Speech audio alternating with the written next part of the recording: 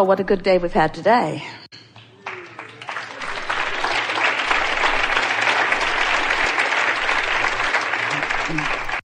Even though in a gathering like this, we are offering a lot of words, and so are you, something else significantly more important is happening, and that is the vibrational communication that is taking place.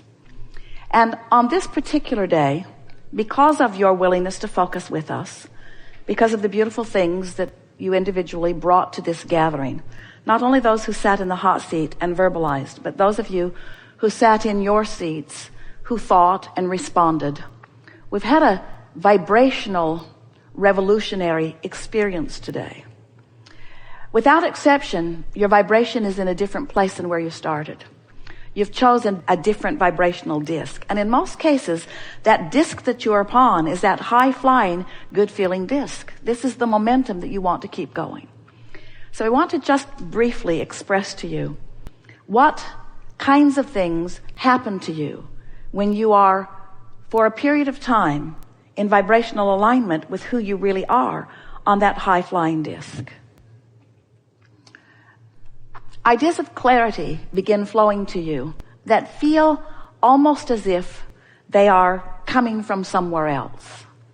It feels like someone who cares about you is blending with you and giving you impulses that are different from the impulses that you might have been choosing, but they're impulses that are not controversial to you. They're not confusing to you. There's no should I or shouldn't I. You begin to feel a certainty about things that is what it feels like when you are consistently in alignment. It's not like those that you've known all of your life who just like a dog on a bone get hold of something and don't let go of it. It's a feeling of certainty that comes over you that you just know that if you follow through with this idea as it is flowing, that everything about it will go well. It's alignment is really what we're talking about. It's aligning with the highest part of that which you are and with the highest part of that which you have asked for. As we've been visiting over these hours that we've been together, everything that we have contributed, and for the most part, everything that you've contributed, has added to this higher frequency vibration. We don't want you to ever worry about dipping from it, because the truth of it is, friends, you cannot go back. You can't touch an understanding, even if you can't maintain it. You cannot touch an understanding like you have done here today and ever not benefit by that understanding again. In other words, you've moved to a new place, and everything about your life experience is going to reflect that change, even if you don't maintain it even all of this day. Esther and Jerry always teased that they should maybe put on the disclaimer that you signed, the one that lets you know that it's going to be recorded and that maybe it will be used for other things, that maybe they also should put in there, you're going to reach vibrational frequencies that you cannot go back from. That you're going to learn things that you're not ever going to be able to forget, because the larger part of you already knows them. And because of this gathering that you have willingly and magnificently participated in today, you have moved to a new vibrational frequency. You have found resonance with that larger part of who you are. Does that mean everything in your world is going to change suddenly? No, and that's a really good thing. But it does mean that things are going to peter out that you don't want, and things are going to begin to accelerate that you do want. It does mean that those around you are going to look brighter, and they're going to feel funner, and you're going to have more satisfaction in literally every relationship that you have. Don't worry about relationships falling by the wayside. Nothing suddenly like that's going to happen. But you're going to feel your preferences queuing up to greater specifics. You're going to feel yourself being more deliberate about the things that you're wanting to think about. And it is our promise to you that never again are you going to find yourself stepping onto a disc that doesn't feel good, that you're not consciously going to realize, hey, I've got 16 seconds, 15 seconds, 14 seconds, 13 seconds. 20. In fact, doing that countdown is probably the best thing that you can do to stop momentum. Just count your way down right off that disc and don't let that momentum get going. We've enjoyed this interaction more than words can say. There is love and appreciation here for you that often you can feel and sometimes you can't. But whether you are feeling it or not, it is still projected to you. It is still about you. We are appreciating not just your willingness to participate in this forum, but your willingness to participate in this time-space reality. Your willingness to sift through the contrast, and your willingness to cause an expansion of the universe. Your willingness to provide those rockets of desire that get those vortexes moving with such rhythm and such speed that all that is positively affected by it. We're appreciating your taking thought beyond that which it has been before. But most of all, we're appreciating your newfound willingness to find resonance as often as you can with this high-flying, good-feeling vibration, and to practice the vibrational frequency of that. Because that is the way that you not only make your personal experience a better experience, but it is the way that you make this world a better place. And it is also the way that you continue to assure the expansion of this universe. The universe will not cease to expand, but you can be on a disc where you don't enjoy it. You will not cease to expand, but you could be on a disc where you don't enjoy it. We are on the disc and benefiting from the expansion that you have provided. And we welcome you here with us because we think you should be the ones who are most enjoying the expansion that you have provided. Most of you have not realized that or you must not realize it, because you give a lot of attention to things. You practice the vibration of things. You foster beliefs about things that we know and you know you don't want. But because they are facts, or because they are reality, you feel obligated or committed to be objective. It's true. Therefore, I will give my attention to it. I will beat the drum of this truth. And we say that's really a good idea if it's a truth that you want law of attraction to flesh out in your experience in more vivid detail. But if it's a truth that you would rather not live, then why not decide for it not to be active in your vibration? So how might you go about deactivating unwanted beliefs? Stop giving them airtime. They'll peter out in time. In other words, nothing will continue to be active in your vibration when you have lack of attention to it. That's what Jesus meant when he said, turn the other cheek. Give your attention to wanted, practice the vibration of wanted, law of attraction will respond to that. And that is primarily what you will be living, you see. Now, all of this is familiar to you, isn't it? If you've been listening to us for a while, have you? Do you know that you are the creator of your own reality? Do you know that you are a vibrational being? And that it is through your vibrational beingness that you are the creator, attractor of your own reality? Do you believe that you have control over your vibration? Conceptually. You know that it is possible. Do you believe that you are predominantly practicing control of your own vibration? We think you are predominantly, but we know you are here for fine-tuning, and we are too. So we're continually finding new ways of explaining to you how it is that you could more easily, with more flow, more chronically, more steadily, more often, and therefore more joyfully, be the creator of your own experience.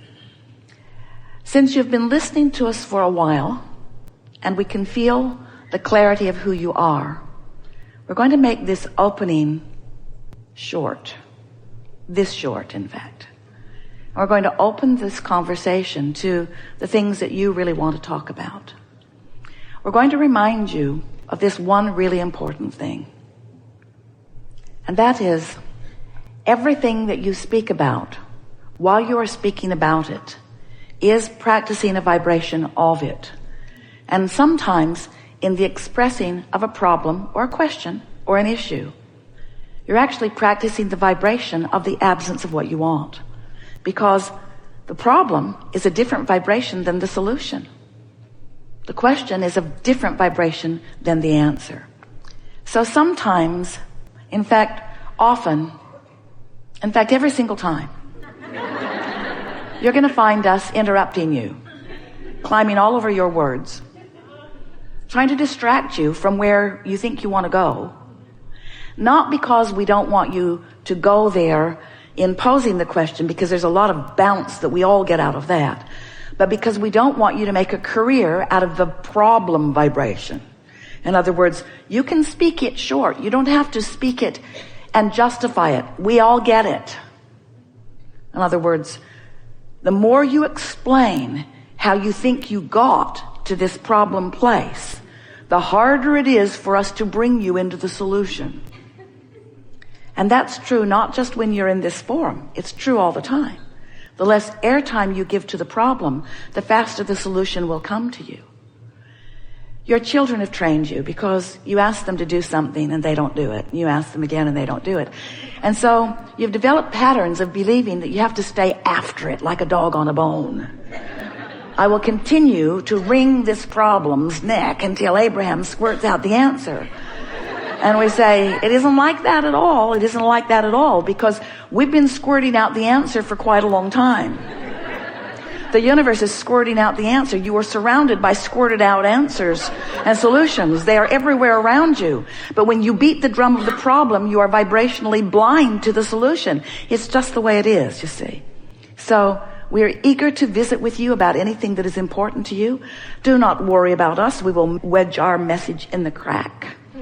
We have all kinds of new things that we want to talk with you about today. Things that you know that you've forgotten, and some things that you have never known that you will now know. This is going to be a day of movement in your vibrational beingness.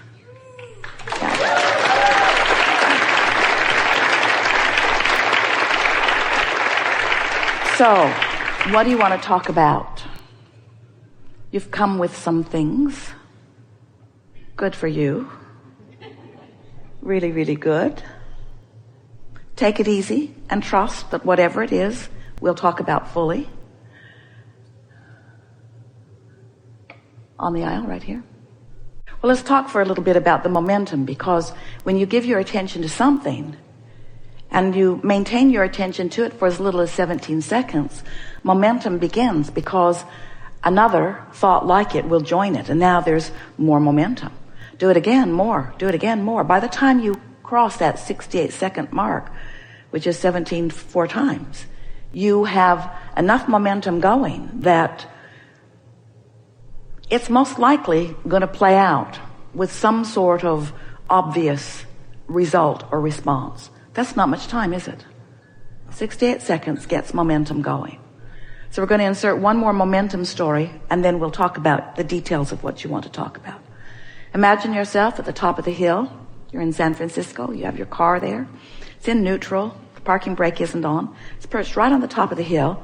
And you're interested in understanding momentum, so you just give it a little nudge. And then, as it begins to roll forward, you realize the potential of what could happen as you look down at the bay at the bottom of the hill. And so this is the beginning of the momentum. So you just step right out in front of your car and let it bump up against you, and all is well. You've stopped the unwanted momentum of your car rolling into the bay. It was easy. It's easy to understand that, isn't it? If any of you have pushed a car, you know exactly what we're talking about. But if that car were rolling down the hill before you realized that you wanted to stop the momentum, so you're at the bottom of the hill, not such a good idea. That car's going to take you right into the bay with it. So when you understand that momentum is your friend, just as law of attraction is, but you learn to use it to your advantage by being aware of how you feel in the early stages of things getting going. So the key to deliberate creation is understanding that momentum is a fact of your experience, and that you have control over the momentum in the early stages of it, but not afterward. And then you begin to apply your thought in the early stages. It's what we are recently calling getting out ahead of the manifestation.